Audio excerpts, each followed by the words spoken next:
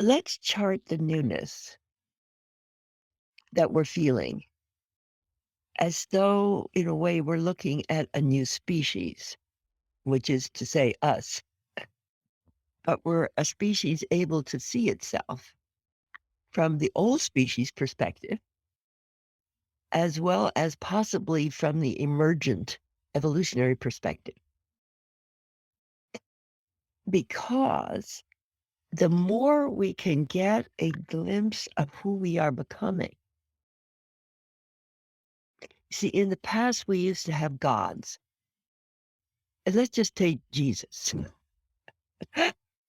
I come from a Jewish, agnostic, secular, materialistic background, so I can really love Jesus, and I'm not exactly a Christian, but I had an insight from Jesus when I was walking by the monastery in Santa Barbara. There was a big cross, and I got a message, Barbara.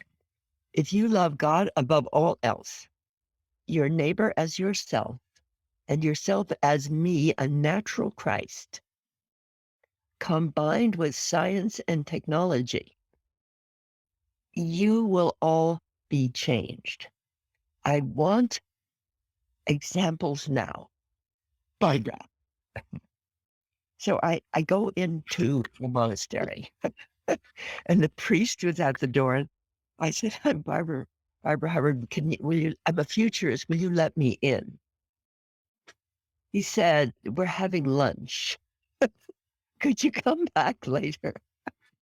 So I come back later. The priest lets me in. And I go into the library and pick up the Bible. And I open the Bible to St. Paul.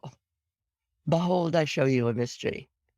You shall not all sleep. You shall all be changed.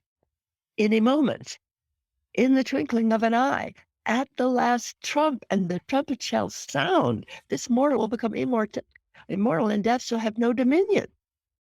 So then I started to keep on reading, but I was reading like a futurist reads the Bible. And whenever I hit a story about Jesus, and he said, basically, you will do the works that I do, and greater works than these will you do in the fullness of time, because I go to the Father. And I want you to know I've written a whole manuscript. It's the Evolutionary Testament of Co-Creation. It's published. I read through the entire Bible and I would say listen, and whenever I got to a story of what Jesus did, I said, this is my question. How did you do it? I did it as a futurist. And he told me, like the resurrection from the dead and all those things, the loaves and the fishes. Well, he'd usually say, well, you're already doing part of it. You already know how to produce loaves and fishes. You're already doing this. But you're not infusing it with loving God above all else and your neighbor as yourself. You're not infusing it with the Christ consciousness, but you're getting the Christ capacities. And if you start to connect the Christ capacities with the Christ consciousness, and then you say, I am one of those, how?